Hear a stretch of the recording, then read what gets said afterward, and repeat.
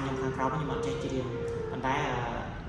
សម្រាប់បងប្អូនដែលចង់លេងខ្ញុំដាក់ក្តារនៅចិត្តនេះអាចលេងបាន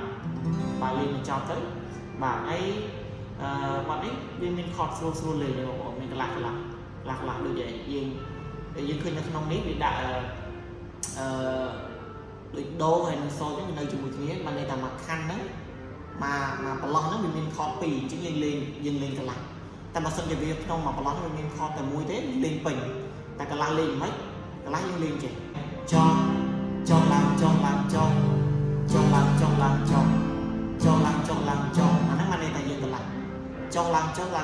កន្លែងចង់យើងទៅដូរខតមួយទៀតអញ្ចឹងបើសិនជាយើងលេងពេញ4ពេលពេញយើងលេងច